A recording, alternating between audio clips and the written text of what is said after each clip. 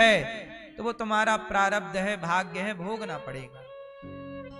पितामह भीष्म जैसे महापुरुषों को भी कर्म दंड भोगना पड़ा, तो आप बचोगे कि हम बच जाएंगे? सब कुछ विधि का विधान होता, इसलिए जगत से बहुत अच्छा व्यवहार हो। पत्नी के साथ क्या करो? बहुत बढ़िया व्यवहार। पत्नी का आदर करो, सम्मान करो, पति का सम्मान करो, बूढ़े माँ बाप का सम्मान करो, इज्जत करो। मैं आपकी इज्जत करता हूं, मैं आपका सम्मान करता हूं, आप मेरे अतिथि हैं, मैं आपका खूब सम्मान करता हूं। मेरा और आपका संबंध ना व्यवहार से चल रहा है। बोलो हाँ। हमारे और आपके बीच में अच्छा व्यवहार है, हमारे और आपके बीच में प्रेम नहीं है। आप हमसे प्रेम क्यों करेंगे? प्रेम भगवान से करिए। आप हमसे प्रेम करेंगे तो हम आपको क्या दे सकते हैं? हमारे पास क्या है आपको देने के लिए? आप हमसे प्रेम करेंगे तो आप हमें क्या दे दोगे? क्या दे दोगे आप हमें? लेकिन भगवान से प्रेम करेंगे ना, तो भगवान ने ही हमें 84 लाख योनियों से निकाल कर, हम तो नाली का कीड़ा बने नाली में भटक रहे थे, इन्होंने दया की भगवान ने, और इन्होंने दया करके हमें मानव शरीर दे करके वृंदावन धाम में बिठा दिया। ये इनकी कृपा नहीं तो क्या है? ये हमें जो दे सकते हैं ना, वो ना हमारा पिता दे सकता है, ना हमारी माँ, ना आप दे सकते हैं। बोलो हाँ। इसलिए भगवान जो दे सकते हैं वो कोई और क्या देगा? इसलिए भगवान की शरण में रहो, भगवान के आश्रित रहो, और यही सत्य है। आप मेरी बात आज मान लो, 1 साल बाद मानना, 10 साल बाद मानना, या कभी मत मानना, मर्जी आपकी है, लेकिन सत्य यही रहेगा। आप स्वीकार कर लें या बिल्कुल मत करें। क्यों जी? सत्य यही रहेगा कि ईश्वर ही हमारे सब कुछ हैं, हमारा असली संबंध भगवान से है। अच्छा एक बात बताओ, आप लोग जब अपनी माँ के पेट में आए कि नहीं? सुनो ध्यान से। जब आप लोग अपनी माँ के पेट में आए तो उसके पहले आप लोग कहां थे? कहां थे भाई? कहीं थे तब तो आए, कहीं होते ही नहीं तो आते कहां से? बोलो हाँ। जब आप अपनी माँ के पेट में आए तो मैया कहीं तो थी। और आपका आपकी माँ से संबंध कब से है? जब आप अपनी माँ के पेट में आए तब से आपका संबंध आपकी माँ से। और जब बाहर आ गए तो आपका संबंध आपके पिता से भी हो गया, फिर आपकी बहन से आपका संबंध हो गया, फिर आपके भाई से आपका संबंध हो गया, फिर आपके रिश्तेदारों से आपका। लेकिन याद रखिए कि माँ के पेट से भी पहले आपका संबंध भगवान से था। इसलिए जगत के संबंधी तो नए नए हैं, आपसे हमारा संबंध तो नया है, भगवान से संबंध तो हमारा पुराना है, सनातन है। हमारा कृष्ण से संबंध तो सनातन है। सनातन मीन्स पुराना, इतना पुराना कि हम जान ही नहीं सकते कि इनसे हमारा संबंध कितना पुराना है। आपसे हमारा संबंध तो नया नया है, आपसे हमारी मुलाकात तो नई नई है, आपसे आपकी माँ की मुलाकात भी नई नई है। आपकी अभी शादी हुई तो आपकी पत्नी से भी आपकी मुलाकात अभी नई नई है, पत्नी से भी संबंध नया है। बच्चा भी पैदा हुआ, इससे अभी का संबंध है। लेकिन जगत के पालनहार से तो आपका संबंध तब भी था जब आप नाली के कीड़े थे, तब भी था जब आप 84 लाख योनियों में कुछ कुछ थे, कहीं थे तब तो आए, नहीं होते तो कैसे आते? इसलिए उसे ना भूलिए जिससे आपका संबंध पुराना है, सनातन है। इस जगत के संबंध में रहो, यहां निभाओ, मस्त ईमानदारी से निभाओ। पिता हो तो पिता का कर्तव्य पूरा करो, पति हो अच्छे पति बनो, पुत्र हो अच्छे पुत्र बनो, जो जहां हो ईमानदारी से अपना काम करो, अच्छे पति बनो। अच्छे पति किसे कहते हैं? जो अपनी पत्नी को कभी धोखा ना दे। ऐसा ना हो कि पत्नी को कहे कि बहुत प्यार है और पड़ोसन को भी आई लव यू लिख के भेज रहा है, ये तो धोखा है। आप अपनी पत्नी को, अपने जीवन संगनी को धोखा दे रहे हैं। पत्नी भी अपने पति से कहे कि तुमसे बहुत प्यार है और किसी और के चक्कर में पड़ जाए तो वो भी अपने जीवन साथी को धोखा दे रही है। और ये धोखा यदि तुम किसी को दे रहे हो ना तो याद रखना तुम्हें भी ये धोखा पलट के मिलेगा जरूर, क्योंकि यहां वही मिलता है जो हम देते हैं। एक गांव में वैश्या आ गई, वो गांव के सारे लड़कों को बर्बाद करने लग गई, पैसे लेती और लड़कों को बर्बाद करती।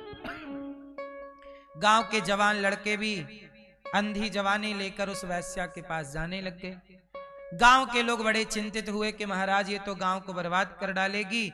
एक साधु के पास गए सारे गांव वाले, हे महाराज हमारे गांव में वैश्या आ गई है कि कृपया उसका निदान करें, कुछ ढूंढे उपाय, कैसे वो सुधरेगी या कैसे जाएगी। साधु जी बोले मैं ठीक करता हूं वैश्या को। साधु जी गए और वैश्या की कुटिया के आगे, मतलब वैश्या के घर के आगे अपनी एक घास की कुटिया बना ली और बस सीताराम सीताराम सीताराम राधे श्याम कीर्तन करें सवेरे से। अब जितने भी लड़के जा रहे थे वैश्या के यहाँ, साधु जी सबको बुलाएं, यहाँ आओ, पहले हमारी बात सुन लो, सत्संग सुन लो, फिर वैश्या के घर जाना। अब सबको बुलाने लगे, सबको भक्ति से भगवान से जोड़ने लगे और बोलने लगे कि चरित्र क्यों खराब करना है, राम चरित्र सुनबे को रसिया। राम का चरित्र बताया तो लड़के सुधर गए। अब वैश्या को तो लगा कि बाबा तो मेरा सारा कारोबार खत्म कर देगा, तो वैश्या ने अपने एक यार से कहा कि जाओ जरा बाबा की कुटिया में आग लगा दो। वैश्या का यार गया, मिट्टी का तेल डाला, केरोसिन डाला और आग लगा दी। और जब आग लगी साहब तो देखना ईश्वर का न्याय, ईश्वर के घर देर है अंधेर। जब आग लगी संत जी की कुटिया पे तो भगवान ने हल्की सी हवा चला दी, और जब हवा चली तो आग उड़ उड़ के वैश्या के घर जाने लगी। और वैश्या का घर भी तो लकड़ी का ही था, जलने लगा। वैश्या दौड़ी दौड़ी आई, बाबा जी तुमने हमारे घर में आग लगा दी। साधु जी ने कहा ना देवी, मैंने तेरे घर में आग नहीं लगाई, तो किसने लगाई? संत ने कहा कि तेरे यार ने मेरा घर जलाया तो मेरे यार ने भी तेरा घर जला दिया, हिसाब बराबर। तुम किसी का बिगाड़ोगे तो तुम्हारा भी, हाँ ये मत सोचना कि तुम बिगाड़ के बच जाओगे। कोई ना देख रहा हो तो भी तुम्हें ईश्वर देख रहे हैं। कौन बचा है, कौन बचेगा? ईश्वर की नजरों से कोई बचा है? इसलिए कहता हूं दुर्बल को न सताइए, जाकी मोटी हाय, बड़ी हाय है साहब। किसी को क्यों सताना है बेवजह, किसी को क्यों तंग करना है बेवजह। इसलिए कहता हूं अपनी पत्नी को धोखा नहीं, अपने पति को धोखा नहीं, अपनी माँ के साथ धोखा नहीं, अपने भाई के साथ धोखा नहीं। जो अपने भाई का सगा नहीं हो सका, जो अपनी पत्नी का और अपने पति का सगा नहीं हो सकी या हो सका, वो किसी का सगा नहीं हो सकती या हो सकता। किसका होगा या होगी आप बताइए? जो अपने भाई के साथ सही व्यवहार नहीं किया, सगा नहीं हुआ, वो किसका सगा होगा? इसलिए अपनों के साथ सगे रहो, औरों के साथ आपको सगा होने की जरूरत नहीं है। आप हमारे साथ सगे मत बनो, आप अपने भाई के साथ सगे रहो, है ना? आप अपने भाई को धोखा, आप हमारे पास आए गुरुजी हम बहुत पूजा करना चाहते हैं, बहुत प्रेम करते हैं भगवान से, हम थोड़ा सा दान भी करना चाहते हैं, ठीक है आप कर लो दान, पर ये बताओ कि तुम्हारा भाई पेट भर के खा रहा है? ऐसा होता नहीं कि तुम्हारे भाई को तुम्हारे रोटी की जरूरत हो और तुम उससे तो दे ना रहे हो और हमें देने चले आए। हमें ना दो साहब, हमें एक रोटी भी ना दो, लेकिन जरूरत यदि आपके परिवार में किसी की है तो आप हेल्प जरूर करो। ईश्वर ने हमें यदि देने योग्य बनाया है तो समझ लो कि ईश्वर आपसे कुछ कराना चाह रहे हो, लेकिन आप लोग पाते हो ना तो सारा तिजोरियों में लॉक करने लग जाते हो। किसी को एक रत्ती ना मिले, एक रत्ती ना मिले। धन तुम्हारे बाप की बभौती नहीं है, धन नारायण की पत्नी है, तुम इन्हें तिजोरी में बंद नहीं कर सकते। लक्ष्मी चंचल है, यदि तुमने तिजोरी में बंद किया तो वो ढूंढ लेंगी रास्ता। इसलिए लक्ष्मी माँ है और लक्ष्मी नारायण की पत्नी है, और नारायण की पत्नी को नारायण की सेवा में लगाओ। नारायण कब प्रसन्न होते हैं? जब कोई नर सेवा करता है, जब किसी भूखे को आप भोजन कराते हो तो नर सेवा से ही नारायण प्रसन्न होते हैं। और जहां सेवा है वहां नारायण प्रसन्न है, और जहां नारायण प्रसन्न है वहां लक्ष्मी नृत्य कर रही है। वहीं लक्ष्मी है, लक्ष्मी वही है जहां नारायण प्रसन्न है। इसलिए सेवा करो। इसलिए गौरी गोपाल आश्रम में हजारों संत नित्य आकर के भोजन कर रहे हैं। आप भी दे सकते हो। पहले अपने भाई को देना, पहले अपने घर की जरूरतें पूरी कर लो। इस पूरी करने के बाद कुछ बचे तो 1-2 रोटी का सहयोग गौरी गोपाल में साधु संतों के लिए कर सकते हो। ये संत लोग जो आप देखते हो ना, हजारों संत भोजन कर रहे हैं, हजारों संतों को पेट भर भोजन मिल रहा है। ये संत देखो टीवी पे संत जन प्रसाद पा रहे हैं। नित्य की सेवा है ये, 12 महीने की। तुम्हारे खा लेने के बाद कुछ बच जाए तो सेवा कर लेना, ना बचे तो आप पहले अपना पेट भरो, पहले अपना तृप्त हो जाओ। इसलिए मेरी मां, ज्ञान बघारने वाला ना हो, ज्ञान उतारने वाला हो। गोपियों के प्रेम में उद्धव जी डूब गए। कहा हमें लता पता बना के यहीं रख लो। तब भगवान ने अपने हृदय में ब्रजमंडल का दर्शन कराया और उद्धव जी का ज्ञान प्रेम में परिवर्तित हुआ। इसके बाद भगवान ने रुक्मणी जी से विवाह किया। दूसरा विवाह भगवान का जामवंत की बेटी जाम्बवती से हुआ। तीसरा विवाह भगवान का सत्यभामा जी से। चौथा विवाह भगवान का यमुना जी से। 5वां विवाह भगवान का मित्रविंदा से। 6वां विवाह भगवान का सत्या से। 7वां विवाह भगवान का भद्रा से। 8वां विवाह भगवान का लक्ष्मणा से। भामासुर नाम का एक दैत्य था, उसे मार करके 16,100 कन्याएं उसके बंधन में थीं। उन कन्याओं को भगवान ने मुक्त कराया। टोटल विवाह हो गए भगवान के 16,108। भगवान के विवाह कितने हुए?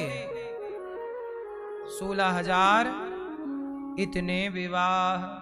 अब आजकल के आदमी की खोपड़ी चकरा जाती है कि भगवान इतने ब्याह किए। तो क्या भगवान कृष्ण कामी थे क्या जो इतने ब्याह किए? क्यों भगवान कृष्ण ने इतने विवाह क्यों किए? उत्तर दो आप सब। लाल मैया बोलो मेरी मां, भगवान कृष्ण ने इतने विवाह क्यों किए? इस प्रश्न का उत्तर सब सनातनियों को पता होना चाहिए, क्योंकि लोग पूछते रहते हैं कि तुम्हारे भगवान ने ऐसा क्यों किया। तो आपको उत्तर पता होना चाहिए। क्यों किया बेटा बताओ? ओ चश्मा वाली बहन बताओ, भगवान कृष्ण ने इतने विवाह क्यों किए? पहले तो मुझे आप लोग एक बात बताओ कि 16,000 ब्याह क्या कोई इंसान की ताकत है करने की?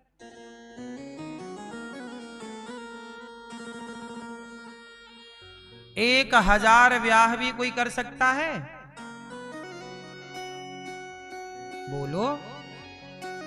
राजाओं के बारे में आपने सुना होगा, किसी ने 10 ब्याह किए, किसी ने 20 किए, किसी ने 50 किए, यहां तक सुना होगा आपने।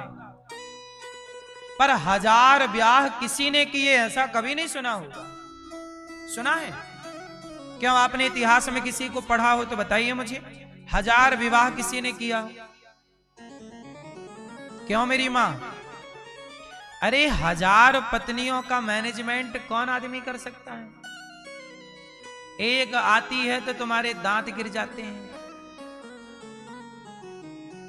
एक आती है तो तुम्हारा हंसना मुस्कुराना गायब हो जाता है, एक तुमसे संभाली नहीं संभल रही है,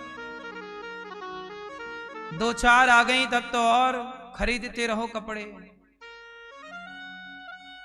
चलो 2-5 तो संभाल भी ले, कोई 10 संभाल ले, 20 संभाल ले, 100 भी संभालना कठिन है। बोलो हाँ। और 1,000 की तो बात छोड़ दो आप। एक बात बताओ, 16,108 पत्नियां क्या इंसान की हो सकती हैं? बोलो। इतने सारे विवाह ये सिद्ध कर रहे हैं कि कृष्ण कोई मनुष्य नहीं, इंसान नहीं, ये भगवान ही हैं। इतना 16,000। और सुनो, अभी इतना मैं ताली ना बजाओ, अभी आगे सुनो। 16,108 पत्नियां और हर पत्नी से एक लड़की और 10-10 लड़के हर रानी से। ये लिखा है भागवत जी में। अब मुझे एक बात बताओ कि 16,108 पत्नियां और सबसे 10-10 बच्चे, है तुम्हारी इतनी हिम्मत? बोलो।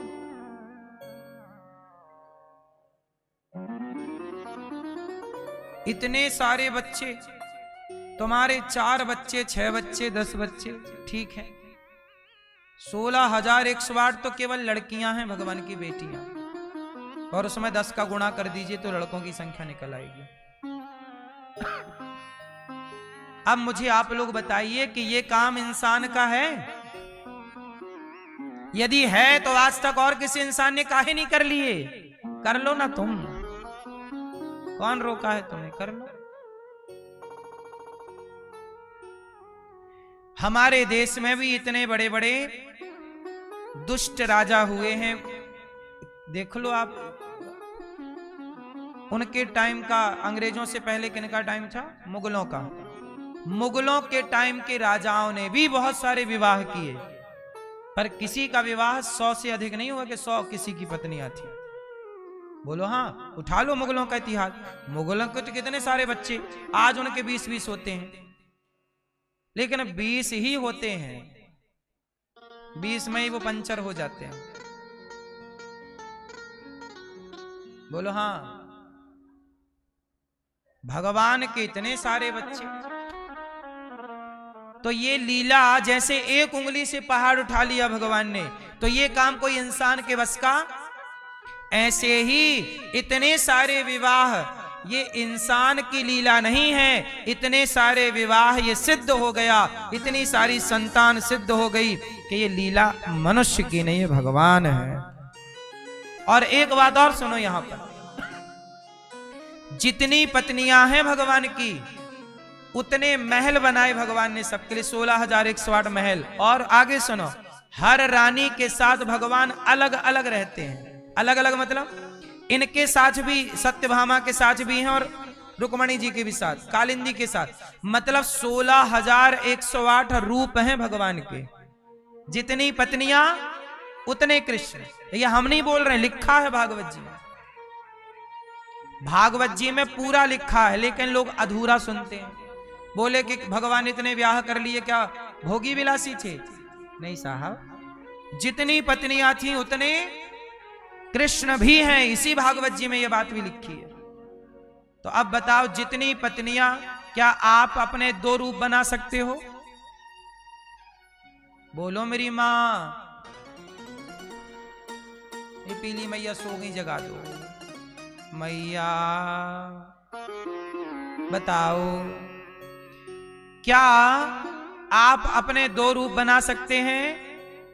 लेकिन भगवान कृष्ण ने अपने 16,108 रूप बनाए, अलग अलग बनाए। बोलो हाँ।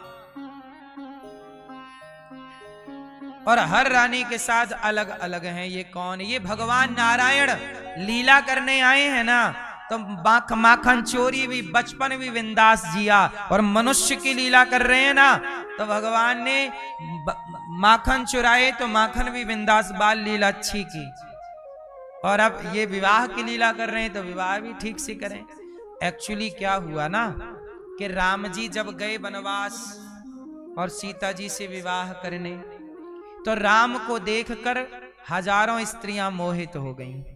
बोले, क्या राम हमारे पति बनोगे? राम जी बोले, हम सबके कैसे बने? तो राम जी ने उन्हें वेटिंग में डाल दिया कि तुम्हारी सीट द्वापर में कंफर्म करेंगे। जिनके मन में भगवान को पति की कामना थी, राम जंगल से गए तो जंगल से गुजरने समय बहुत लोगों ने दर्शन किया। तो देखो, सबकी जाकी रही भावना जैसी, सब अपने अपने दृष्टिकोण से देखते हैं। बोलो हाँ। कोई किसी रूप में देख रहा है, कोई किसी भाव से देख, कोई राम को पुत्र भाव से देख रहा, कोई भाई के भाव से देख रहा, तो कोई वाह ये हमारे पति हो जाएंगे क्या, ऐसा हमारा पति होता तो कितना बढ़िया होता। ये भाव ही तो है, कह कुछ नहीं पाई पर भाव चले, और भाव भगवान पढ़ लेते हैं। तो जिनके भाव कृष्ण को, राम को पति रूप में, राम तो मर्यादा पुरुषोत्तम थे, वो तो दूसरा ब्याह कर नहीं सकते थे, तो उनके विवाह की कामनाएं अगले जन्म में बोले हम आएंगे, इस जन्म में तो हमने एक के साथ प्रण ले रखा है, अगले जन्म में ऐसी कोई बात नहीं, अगले जन्म में जितने आओ सबका स्वागत है। इस जन्म में थोड़ी मर्यादा है, मर्यादा पुरुषोत्तम, अगले जन्म में कोई ऐसी मर्यादा, अगले जन्म में लीला है, लीला पुरुषोत्तम, लीला करेंगे आओ। तो जो जो आती गई सबका ब्याह होता, और सब बेटिंग वाली कंफर्म हो रही हैं। आज 16,108 सीट कंफर्म हो गई और सबसे विवाह कर लिया भगवान ने। ये वेद की ऋचाएं भी हैं, ये संतों का स्वरूप भी है, ये भगवान की पत्नियां कोई सामान्य थोड़ी हैं। जन्म जन्म के साधु संत तपस्या करके भगवान को पा रहे, ये ईश्वर की प्राप्ति है ना। अब यहां पर भगवान ने विवाह किए, इतना आनंद हुआ। इसके बाद अच्छा भगवान ने विवाह ही नहीं किया, सबके संग आनंद से हंसते खेलते मुस्कुराते हैं, भगवान मजाक भी करते हैं। भगवान कृष्ण बड़े मजाकिया भी हैं। रुक्मणी जी से कह रहे हैं हमसे ब्याह क्यों कर लिया, आपका तो शिशुपाल से लगा था, कर लेती हैं। अच्छा सुनो, अभी भी कुछ नहीं बिगड़ा, कर लो जाओ, अभी भी वो कुंवारा बैठा है। ये बात भगवान तब कह रहे हैं जब 10 बच्चे हो गए। 10 बच्चे होने के बाद भगवान कह रहे हैं रुक्मणी जी से जाओ ब्याह कर लो। रुक्मणी जी तो बेहोश होके गिर गई, भगवान ने चतुर्भुज रूप में रुक्मणी जी को थामा। भगवान मजाक बहुत करते हैं, खेलते हैं। होली आई तो भगवान अपनी पत्नियों के संग होली खेल रहे हैं, पिचकारी ले लेके डाल रहे हैं, भगवान भाग रहे हैं, सारी पत्नियां भगवान को पकड़ रही हैं, भगवान सबके रंग गुलाल डाल रहे हैं। दीपावली आई तो भगवान प्रेम से सबके संग दीपक जला रहे हैं। भगवान बड़ी हंसी खुशी से रहते। आप लोग भी अपनी गृहस्थी हंसी खुशी से गुजारा करो। रोना तो फिर रोना बहुत कुछ है, जिंदगी रोने के लिए मिली ही नहीं है, मुस्कुराने के लिए मिली है। इसलिए हर क्षण हर लम्हे को मुस्कुरा कर ही गुजारा जाए, ये समझदारी है। रोएंगे तो रोने के फिर बहुत सारे बहाने हैं, क्या पाओगे रोके। जिन घड़ियों में हंस सकते हैं उन घड़ियों में रोए क्यों। गाए जा मस्ती के तराने, ठंडी आहें भरना क्या, और मौत आएगी तो मर भी लेंगे, मौत से पहले मरना क्या। आएगी तो मर जाना, पहले क्यों घुट घुट के मर रहे हो। जिंदगी बिंदास जियो, हंसो हंसाओ, खाओ पियो मौज करो। जिंदगी है चिंतन भगवान का करो, और बहुत टेंशन लेने का नहीं। जिंदगी टेंशन लेने के लिए नहीं, बिंदास जियो। बोलो हाँ कि ना। आप लोग ना रोते रहते, जब देखो तुम मुंह फुला, तनिक सी बात हो गई मुंह फुला लिया, तनिक सी बात हो गई रो रहे। काहे दिन भर रो रहे हो। जिंदगी इतना भी परेशान नहीं करती जितना आप लोग परेशान हैं। आप लोग खुद परेशान हैं, अपने से परेशान हैं। थोड़ा पॉजिटिव रहा करो। आप लोग कहते हो हे भगवान तुमने ऐसा कर दिया। अरे एक तो पक्ष देखो, हर चीज के दो पहलू हैं, एक नेगेटिविटी है और एक पॉजिटिविटी है। आप कहते हो कि मेरे साथ भगवान ने ऐसा। एक मैया मेरे पास आई, बोले महाराज हमारा बेटा चला गया भगवान के घर। देखो ये तो बड़े दुख की बात है, किसी का जवान बेटा चला गया, मृत्यु हो गई। अब वो मैया रोए जा रही हैं, रोए जा रही। चलो दुख सबको होता है ऐसा सुन के, लेकिन एक बात बताओ, एक पक्ष तो ये है कि किसी का बेटा गया तो वो मां रो रही है, एक पक्ष तो ये है कि रोना है, दुख है। लेकिन दूसरा पक्ष ये भी है कि इस रोने से कुछ मिलना है क्या। अरे भाई आप ये सोचो कि जब आपका बेटा पैदा हुआ तब मर जाता, लेकिन भगवान ने तब नहीं मारा कि चलो 10-20 साल जिंदा रह के तुम्हें सुख मिलेगा, इसके बाद ये मृत्यु लोक है, आया है सो जाएगा, सबको जाना, मुझे भी मरना पड़ेगा एक दिन, आपको भी मरना पड़ेगा। इसलिए जिंदगी जियो। जो मर गया वो मर गया, जो गया ना वो हमारा नहीं है, जो है वो हमारा है, ठीक है, उसके साथ समय बिताओ। जो पल बचे हैं जी लो ना, क्यों घुट घुट के मरना। जो बीत गया बीते। आप लोग परेशान क्यों हैं। अरे हमारी सास ने हमें ऐसा कह दिया था 10 साल पहले, 10 साल पहले कहा था, अभी तक रो रही है मैया। पुरानी बातों को याद क्यों करना है? आप कितने, वो व्यक्ति, वो लोग बहुत मूर्ख कोटि के हैं जो पुरानी बातों को याद करते रहते। पुरानी बातें हो गई ना, अब खत्म करो उन बातों को। अब कैसे आप सुधार कर सकते हैं अपने जीवन में, कैसे बेहतर बना सकते हैं जीवन को, इस पर काम करिए। जो हो चुका है उसकी क्यों बात कर, वो तो हो ही चुका, उसे आप कैसे बदलोगे? बार बार याद करोगे तो कष्ट होगा। उसने हमें धोखा दे दिया, उसने हमें ऐसा कह दिया, कोई बात नहीं। बातों का कसम वादे प्यार वफा सब बात है, बातों का क्या, ये सब बातें हैं। क्या है सब? बातों का क्या, कसम वादे प्यार। अब एक लड़का लड़की ना, कई आपने सुना होगा ट्रेन में कट गए लड़का लड़की, बोले वो लैला मजनू बन रहे थे, ट्रेन में कट गए, प्यार बहुत करते थे, मर गए। अरे मरना क्या, मर के क्या पाओगे? भूत और बन जाओगे, चुड़ैल और बन जाओगी मेरी माँ, दूसरों को और परेशान करोगी। जिंदगी मिली है जी लो, मर तो जाओगे ही। कौन से तुम अमर कौआ खा के पैदा भय हो, मर तो जाओगे ही। आत्महत्या क्यों करना है? और जीवन में चुनौतियां आएंगी तो लड़ो, संघर्ष का जीवन है तो संघर्ष। राम ने संघर्ष नहीं किया क्या? जरा सोचो कि 14 साल आपको जंगल में रहना पड़े, रहो, 1 महीना रह के दिखाओ जंगल में, जंगल में रहना, गांव में नहीं जाना। राम जी रहे 14 साल, क्या राम के जीवन में संघर्ष नहीं था? भगवान कृष्ण के माता पिता जेल में हैं, जेल में जन्म लिया, पैदा हुए, प्रकट हुए और तुरंत भागना पड़ा गोकुल। क्या ये भगवान कृष्ण का संघर्ष नहीं था कि जिस मां से पैदा हुए उसका दूध नहीं पिया? क्या ये संघर्ष नहीं है? क्या स्वामी विवेकानंद जी का कोई संघर्ष नहीं था जीवन में? क्या झांसी की रानी का कोई संघर्ष नहीं था जीवन में? अरे जिनका संघर्ष नहीं है उनका कोई जीवन ही नहीं है, जिनके संघर्ष थे उन्हीं का आज इतिहास में नाम है। बिना संघर्ष वालों को कौन जान रहा है? बोलो हाँ। इसलिए चुनौतियां आएंगी, लड़ो, प्रसन्नता से लड़ो। ये चुनौती है, उसे स्वीकार करना है, भागना नहीं है मैदान छोड़ के। भगवान ने गृहस्थी को बहुत मधुर बताया है, आप भी अपनी गृहस्थी को बिंदास जियो। मैं चाहता हूं पति पत्नी में बड़ा प्रेम हो, प्रेम बिल्कुल ईमानदारी वाला हो, धोखा धड़ी ना हो। पति पत्नी में प्रेम ऐसा हो तनिक भी धोखा ना हो, विश्वास हो, विश्वासघात ना हो। क्या हो क्या ना हो? आप अपनी पत्नी को पूरा पैसा लाके देते हो कमाई का? आप सही देते हो पूरा कि कुछ अपने पास? एक ही बार आप भैया चश्मा वाले पीछे वाले भैया पूरा पैसा लाके देते हो कि कुछ देते हो? पूरा। सही, पूछ लें आपकी पत्नी से, हैं भैया पूरा देते हैं पैसा कि कुछ रख लेते हैं अपने पास? हैं कि खर्चा बस देते हैं आपका?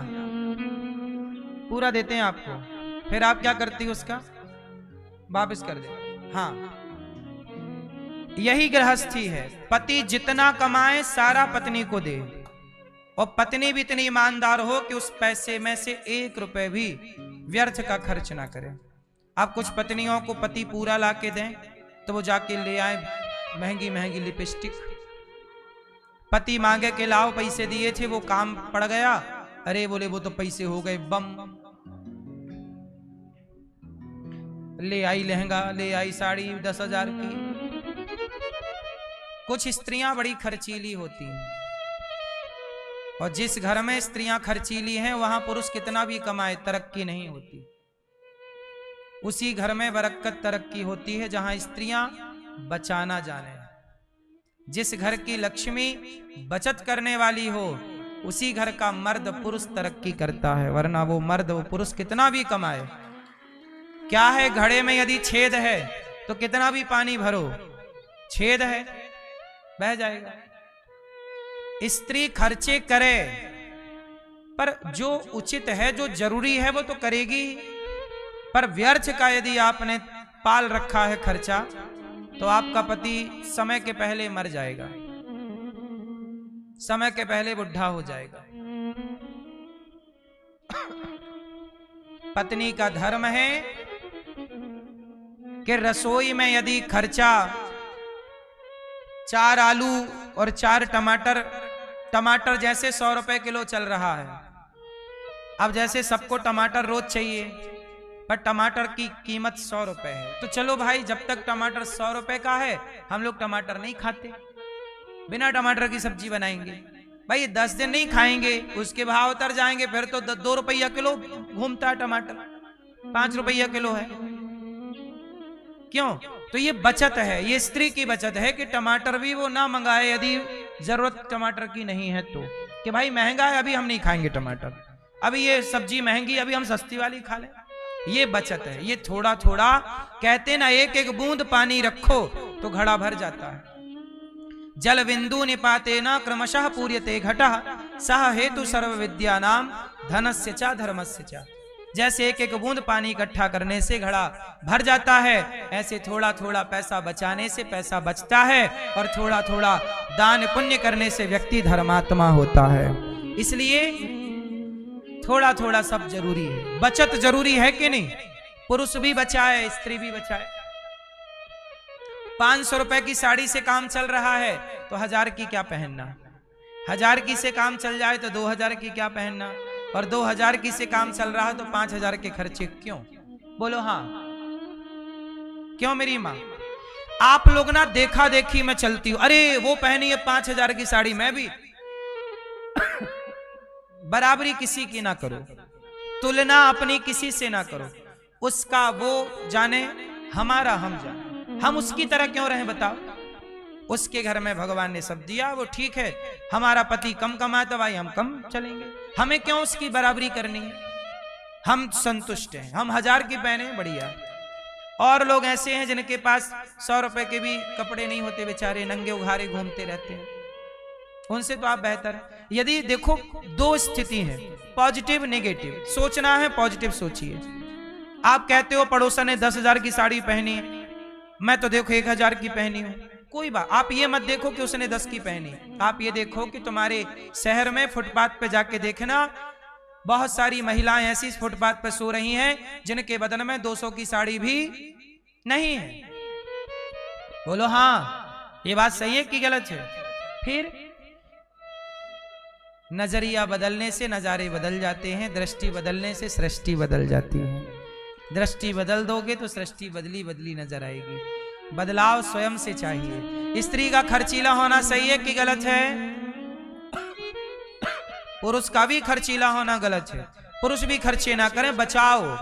आज बचाओगे तो कल किसी के आगे हाथ फैलाना नहीं पड़ेगा, और ज्यादा जैसा उल्टा सीधा खर्च करोगे तो भैया दे दो 2000, भैया दे दो, मांगते रहो भिखमंगों की तरह।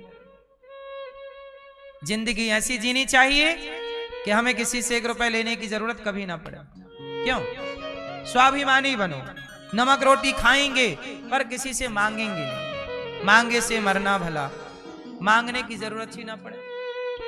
और ये सब तब संभव है, हमारे बुजुर्ग एक बात, इस पूरी बात को एक लाइन में कह के चले गए, जितना चादर है उतना पांव पसारो। ये एक लाइन में सारी बात कह गए बड़े बुजुर्ग। तुम नहीं समझ पाए वो अलग विषय है। जितना चादर है, बोलो मेरी माँ। एक लड़की है, वो बहुत बड़े बाप की बेटी है, और उसका ब्याह हो गया संयोग से गरीब के घर।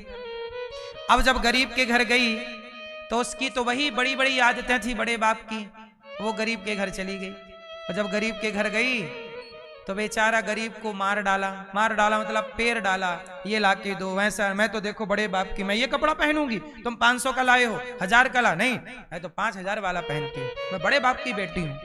तुम बड़े बाप की बेटी थी, पर अब एक गरीब पति की पत्नी हो, जैसा पति है वैसा रहना तुम्हारा धर्म है। यदि तुम यहां भी तुम अपनी दादागिरी पति पिता वाली दिखाओगी तो ये अधर्म हो रहा है तुमसे। इसलिए तुम बड़े बाप की बेटी थी, अब तुम्हारे भाग्य में ये पति मिल गया है, भाग्य में जो है वो मिलेगा। तुम बड़े बाप की हो, ठीक बात है, पर जरूरी नहीं है कि बड़े बाप की बेटी को बड़े बाप का लड़का ही मिल जाए।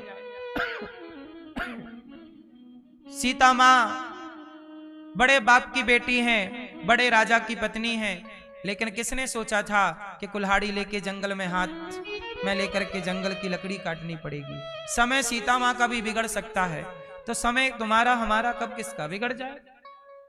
इसलिए समय आज अच्छा है तो इस अच्छे समय के आदि मत बन जाओ कि नहीं जी हम सदा इसी समय में रहेंगे। नहीं, समय आज ऐसा है, कल कैसा आएगा। हर समय पे जीना चाहिए। इसलिए हर बाप को अपनी लड़की को ऐसे तैयार करना चाहिए कि हर परिस्थिति का सामना वो प्रसन्नता से करे। अमीरी में अमीरी अमीरी ना रहे। कल गरीबी आ गई तो क्या करोगे? और गरीबी नहीं आएगी ये लिखे तुम्हें कौन देगा? बोलो, गरीबी नहीं है, समय। समय को भरोसो कौनी, कद पलटी मार जावे। बड़े बड़े अमीरों को भी मैंने गरीब होते देखा है। जिनके 4-4 फैक्ट्रियां हुआ करती थीं, आज उनके पास रहने को खुद का घर नहीं है, किराए से रह रहे हैं। जो 56 भोग खाते थे, सोने की थालियों में रोटी खाते थे ना मेरी माँ, आज उनके पास स्टील की थालियां नहीं है, ठीक से टूटे फूटे बर्तन है। ये समय है। भगवान ना करे कि आपका कभी समय बिगड़े, पर समय का घमंड ना करना, क्योंकि समय आज अच्छा है, कल भी रहेगा। इसकी गारंटी कौन देगा? दे दो आप हमें गारंटी। इसलिए अभिमान नहीं, नम्रता से समय को स्वीकार कीजिए। जो गरीब बाप की बेटियां थीं, गरीबों में शादी हुई, बाद में वो अमीर हो गए, समय अच्छा आया। और जो अमीर थे कई बार गरीब हो गए। तो भाई ये तो दिन रात की तरह अमीरी गरीबी चलती। आज गरीबी कल अमीरी, आज अमीरी कल गरीबी चलता। हर परिस्थिति में रहो और धैर्यवान रहो। ये नहीं कि समय बिगड़ गया तो आप छाती पीटने लग जाओ, जी क्या हो गया। आज बुरा समय आया, कल अच्छा आएगा। धैर्य रखिए, मेहनत करिए, ईमानदारी से चलिए। समय बदलते देर नहीं लगती। परिस्थितियां दिन रात की, जैसे दिन है ना, मौसम भी तो बदलता है। आप लोग अभी 2 महीने पहले तक ना पतले कपड़े पहने घूमते थे। अब देखना 1 महीने बाद आप सब मोटे मोटे कपड़े पहने घूमोगे। तो समय आपको गर्म कपड़े पहना देता है, समय आपको पतले कपड़े पहना, समय ने पहना रहा है। मौसम बदल गया, सर्दी आ गई, अब पहनो मोटे कपड़े। गर्मी आ गई, पहनो पतले कपड़े। समय सब कराता, तुम कुछ नहीं करते। तुम तो समय के हाथ की पुतली हो। जैसे नचाएगा समय वैसे आपको बोलो। समय को भरोसो कौनी। राजा हरिश्चंद्र का समय बिगड़ा तो बाजार में बिक गए हरिश्चंद्र। भैया ले लो, मुझे खरीद लो। हरिश्चंद्र की बड़ी पतिव्रता पत्नी तारा बाजार में बिक गई। समय बिगड़ा तो तारा बिक गई बाजार में। समय बिगड़ा तो रोहित बिक गया बाजार में। ये वही रोहित, वही तारा जो छत्रपति राजा थे, जिनके एक इशारे पर 1000 दासियां, 1000 दास खड़े और सोना भरा। जितना बड़ा ये हॉल है, इतने बड़े बड़े हॉल, हजारों हॉल सोने चांदी से भरे, जिनके खजाने भरे। आज वो बाजार में बिक गया समय। हरिश्चंद्र बोलो हाँ या ना? बाजार में बिकना पड़ा कि नहीं हरिश्चंद्र को? फिर समय कहां पहुंचा दे, किसे पहुंचा दे, कौन जानता है। सबसे इसलिए पुरुष बली नहीं होता है, समय होता बलवान। अर्जुन महाभारत को जीत गए और वही जीतने वाले अर्जुन जंगल के भीलों से हार गए थे बाद में। बोलो हाँ, किससे हार गए? जंगल के भीलों से। महाभारत जीतने वाले, कर्ण से जीतने वाले अर्जुन भीलों से हार गए। समय कभी जिताता है तो कभी हराता है। जीत की खुशी थी तो हार का गम ना पालो साहब। ये हार जीत तुम्हारी नहीं है, ये समय तुम्हें हरा रहा है, जिता रहा है। ये तुम्हारी हार जीत नहीं है, ये समय का खेल है।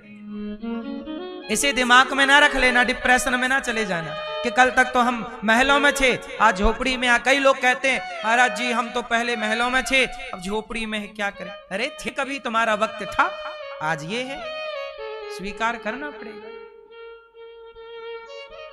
टेंशन क्यों लेते हो? अब मेहनत करो, मन लगाओ, भगवान का चिंतन भरोसा करो भगवान पे, कल तुम फिर महलों में जाओगे। यही तो चलता है। आपने देखा होगा जब मरीज वहां जाता है वेंटिलेटर में, वहां एक मशीन में लाइन चलती है, यूं यूं यूं, नीचे ऊपर नीचे ऊपर। बोलो हाँ, अमीरी गरीबी, अमीरी गरीबी, जीवन सुख दुख, सुख दुख, हानि लाभ, हानि लाभ, यही जीवन का क्रम है। वो सीधा हो गई लाइन तो मर गया। जिसके जीवन में सबको सीधा है वो मरा हुआ है, वो टेढ़ा टापटा ही जिंदा है। इसी का नाम जीवन है। सुख दुख, हानि लाभ, जीवन मरण, ये बोलो हाँ। वो लाइन सीधी मतलब छुट्टी, डेथ। सीधा कुछ नहीं होता। जिंदगी मजे लेती है, आप भी मजे लीजिए जिंदगी। ईश्वर के इस खेल को, ये सब भगवान का खेल है। सुनो, आप लोग पिक्चर देखते हो कि नहीं? पिक्चर में कोई हीरो हंस रहा है, कोई रो रहा है, हंसने का प्रसंग, रोने का प्रसंग, और लड़ने का प्रसंग, झगड़े का प्रसंग, प्यार का प्रसंग, दूरी का प्रसंग, मिलन, सब होता ना कि एक मूवी में।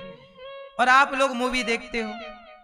ऐसे ही हमारी और तुम्हारी ये पिक्चर चल रही है, और हमारी तुम्हारी मूवी भगवान देख रहे हैं। ये तुम अभिनय कर रहे हो, तुम हंस रहे हो, ये हंसने का अभिनय है। तुम रो रहे हो, तुम नहीं रो रहे हो, तुम रोने का।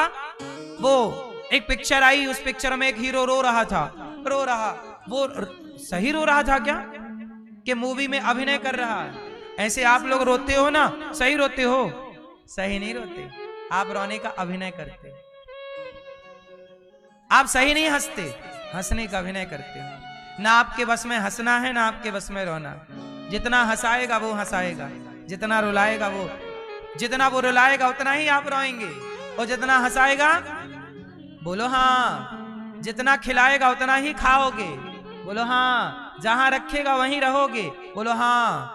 तुम्हारे हाथ में कुछ भी तो नहीं है ना मेरी माँ। तुम भले कहते हो कि मैं ये मैं वो, कहते रहो, झूठी डींगे मारते रहो।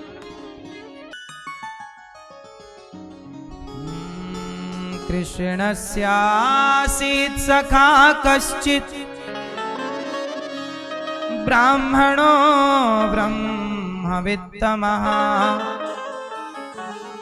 विरक्त इंद्रियार्थेषु प्रशांतात्मा जितेन्द्रियः। भगवान के परम मित्र थे सुदामा। भगवान कृष्ण के मित्र का नाम क्या था?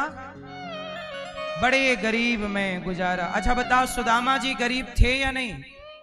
मैया बैठ जाओ मेरी माँ, जा रही हो जल्दी जाओ, सुन रही हो तो प्रेम से सुनो। सुदामा जी गरीब हैं कि नहीं? जोर से।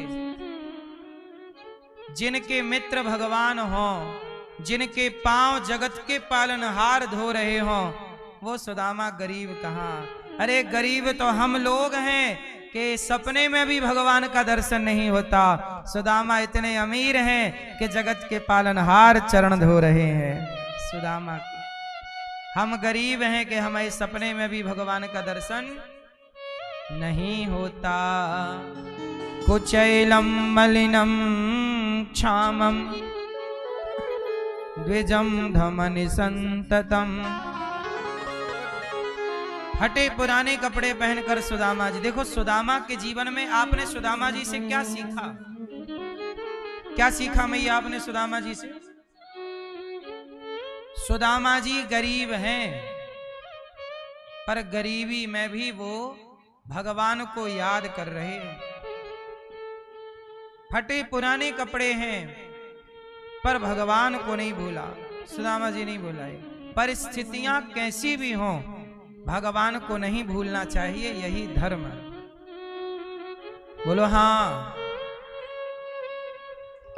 सुदामा जी की पत्नी सुशीला माँ कहती हैं कि आपके मित्र द्वारिकाधीश हैं, जाओ मित्र से मिलाओ, कुछ मांग लेना। सुदामा जी बोले नहीं, मांगने के लिए थोड़ी मित्रता की है कि मांगते रहें।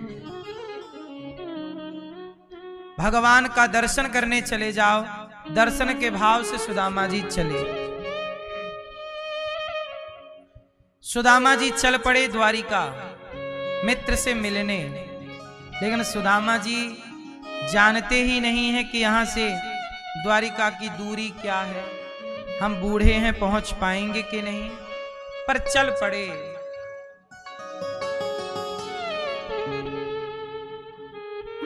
चले सुदामा जी।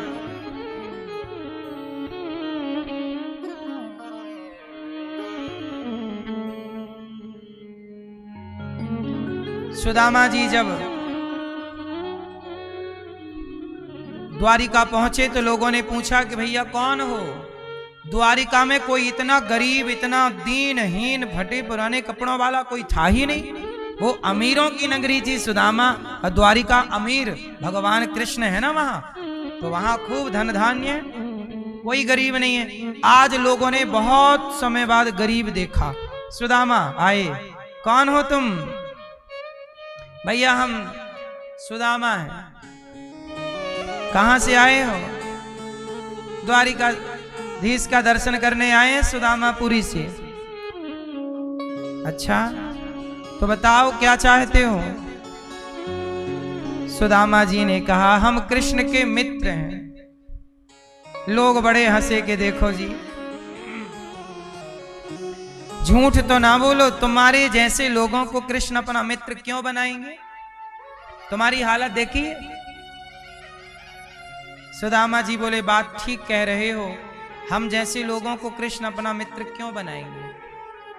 पर सुनो, उन्होंने हमें बनाया है अपना मित्र। सुदामा जी को लोग कह रहे हैं कि वो तो राजा हैं द्वारिका के कृष्ण, उनके आप मित्र कैसे हो सकते हैं? सुदामा को बात तो ठीक लगी कि भाई मित्रता बराबरी के लोगों से होती है, हम कहाँ इस लायक, पर फिर भी आए हैं तो एक प्रयास मित्रता मिलने का कर लेते हैं। शायद कन्हैया भी भूल गए हों, याद होगा तो आएंगे। तो पास गए, बोले कृष्ण कहाँ मिलेंगे? बोले वहां महलों में हैं, चले जाओ। जैसे ही महलों में जाने लगे तो वहां पे द्वारपाल मिल गए। सुदामा जी को देखकर द्वारपालों ने पूछा कहो कौन हो? सुदामा ने कहा कहो घन श्याम से जाकर तुम्हारा यार आया है, तुम्हारा मित्र आया है।